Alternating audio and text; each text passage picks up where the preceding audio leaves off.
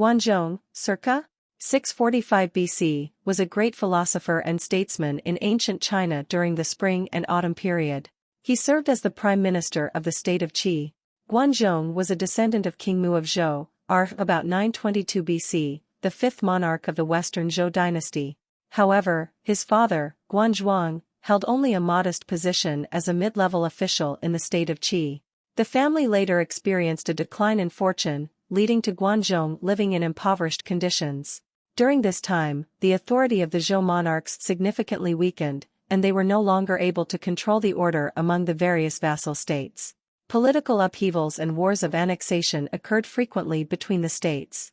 In addition to internal struggles, external threats from nomadic incursions in the north posed an unprecedented crisis to the civilization of the Huaxia region. Later on, Guan Zhong had the good fortune to become the prime minister of the state of Qi.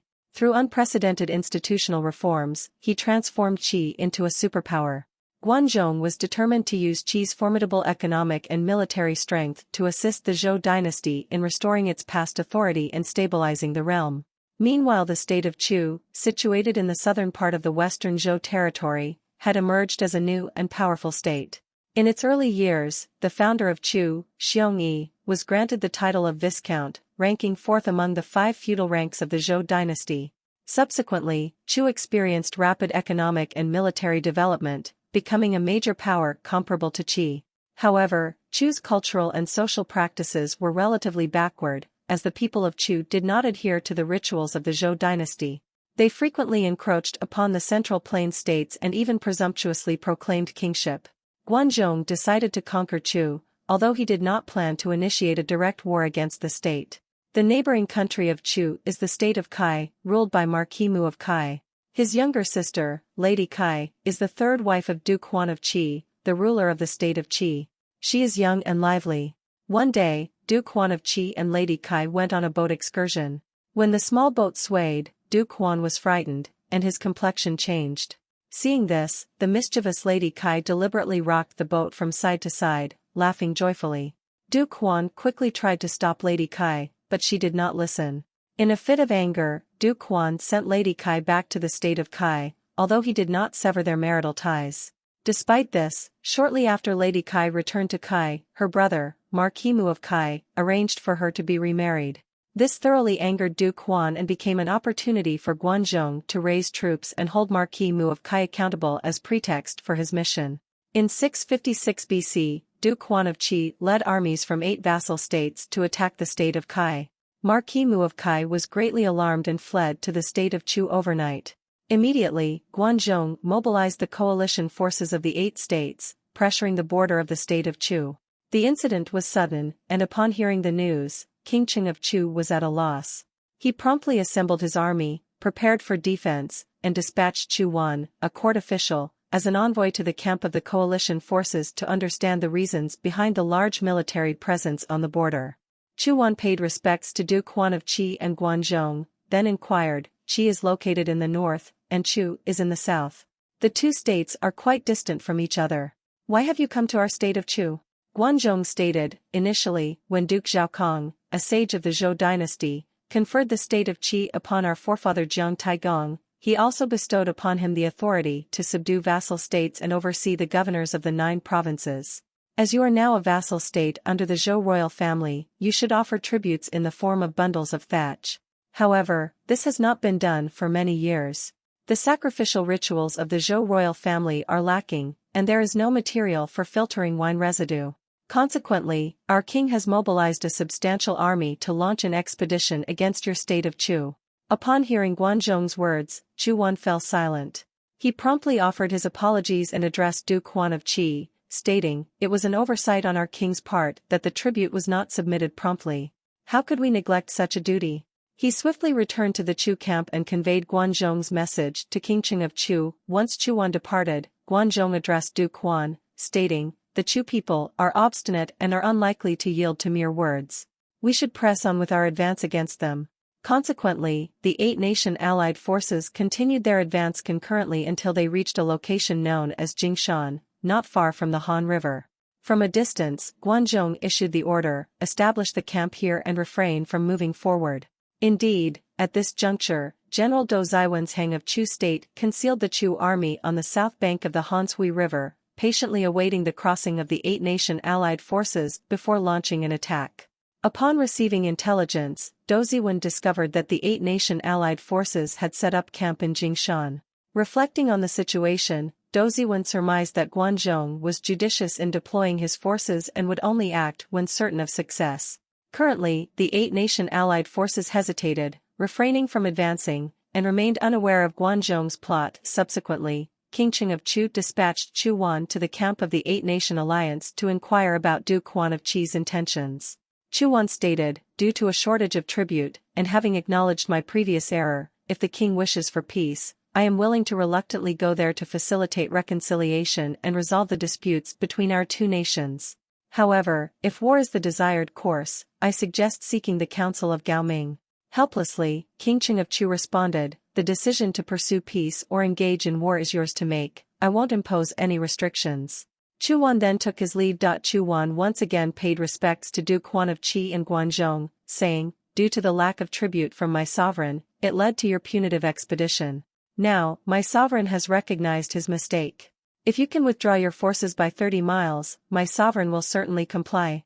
Duke Guan of Qi responded, "If you can persuade your sovereign to reinstate the tribute, allowing me to rightfully return it to the king of Zhou, why wouldn't I gladly do so?" Chu Wan expressed gratitude and took his leave. After Chu Wan returned, he reported to King Qing of Chu, saying, "Duke Guan of Qi has already agreed to withdraw his troops, and I have pledged to pay tribute. Your Majesty, you must not break your promise." A moment later, intelligence came in, the eight-nation allied forces have abandoned their camp and left. King Qing of Chu dispatched further inquiries, and the report came back, "They have retreated 30 miles and stationed in Zhaoling." King Qing of Chu remarked, "The Qi army must be afraid of us as they withdraw," contemplating the idea of reneging on the tribute. Dou Ziwen said, "Even the monarchs of the 8 countries have not betrayed the trust of the common people.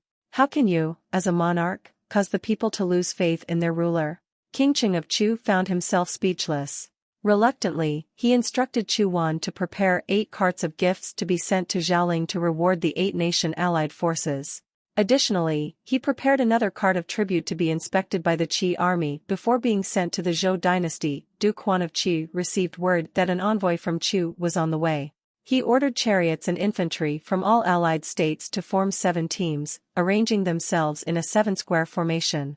The Qi army positioned itself to the south of the 7-square formation, directly facing Chu. When the drums of the Qi army began to sound, the 7-square formations synchronized their drums, presenting their weapons and armor in a meticulously orderly fashion, enhancing the might of the military display. Upon the arrival of the Chu envoy bearing gifts, Duke Guan of Qi promptly assigned them to the 8th Army. Even after Bao Mao passed inspection, he directed Chu Wan to manage the presentation independently. Later, Duke Guan of Qi asked Chu Wan, "Has the envoy ever observed the Chinese army?" Chu Wan replied that he had not but expressed a desire to witness it. Consequently, Duke Guan of Qi and Chu Wan boarded a chariot together and observed chariots and infantry from various countries, each occupying a side and extending for dozens of miles, with no visible end. The synchronized drumming of Qi's army, harmonizing with the 7-square formations, resembled thunder, shaking the earth and sky. Excitedly, Duke Guan of Qi said to Chu Wan, "With such a massive army, can I not win in war? Is there any place that I should worry about when launching an attack?" Chu Wan responded, "You were chosen to lead the Chinese alliance because you uphold justice for the king of Zhou and care for the people. By treating the princes kindly, who would dare to disobey? However, if you rely solely on the sheer number of people to showcase strength, despite Chu's small territory, it boasts structures on tall and steep mountains. Fangqing, predating the Great Wall, and the deep Hanshui River serve as natural barriers. Even with millions of soldiers, you may not know how to navigate these challenges." Upon hearing this, Duke Guan of Qi fell silent, his face reflecting a sense of shame. He admired Chu Wan for fulfilling his mission with a spirit of justice. On the second day, Duke Guan of Qi formed an alliance with the state of Chu. On the way back to their homeland, Bo Shuya, a close friend, asked Guan Zhong, "The most significant wrongdoing of Chu is the unauthorized claim of kingship. But you didn't bring it up, instead, you only inquired about the minor matter of not paying tribute with Bao Mao. I don't understand." Guan Zhong replied, "Chu has been proclaiming kingship without authorization for 3 generations. I chose to refrain from accusing them directly of this, considering the perspective of the minority states. If I were to accuse them of their unauthorized kingship, would Chu be willing to bow down and heed my words? If they don't listen, it would inevitably lead to war. Once war breaks out, mutual retaliation would ensue, and the harm inflicted on both sides would take years to resolve. The entire region would be thrown into chaos. By using the excuse of not paying tribute with Bao Mao, I make it easier for them to accept. The result of Chu admitting guilt can be a source of pride among the other feudal lords, a way to repay our allegiance to the king of Zhou. Bo Shuya, upon hearing this, sighed in admiration. Guan Zhong, without expending a single soldier, without resorting to warfare, compelled the submission of Chu, making it a vassal of the Zhou dynasty.